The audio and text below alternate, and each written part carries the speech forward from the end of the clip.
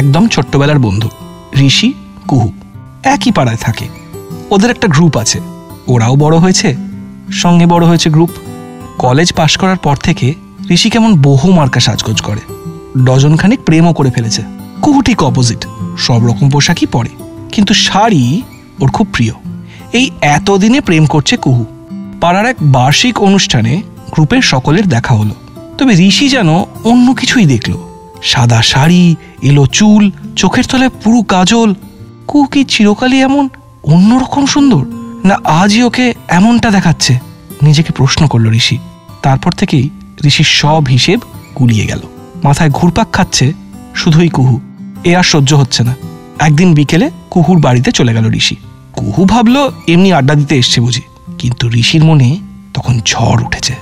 বাড়তি একটাও কথা না বলে কুহুকে জিজ্ঞেস করলো, আচ্ছা আমি তোকে প্রপোজ করলে তুই কি হেসে উড়িয়ে দিবি? কুহু বলল, তুই খামোখা করতে যাবি বা কেন? ঋষি বলল, আমি সিরিয়াসলি বলছি, আমি তোকে ভালোবাসি, এবার বল। কুহু হেসে জিজ্ঞেস করলো, নেশা করেছিস নাকি? ঋষি রেগে গিয়ে বলল, তুই কোনো উত্তর নাই দিতে পারিস, আমি জানিয়ে দিলাম। কুহু বলল, হট করে আজ তোর মনে হলো তুই ঝোঁকের মাথায় বলছিস এসব?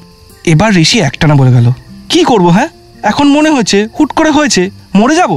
আমি আর পারছি না কুহু, তুই চিনিস আমায়, এবার তুই ভাব, আমি জোর করব না। কুহু বলল, ভাবছি। ঋষি জিজ্ঞেস করলো, কি?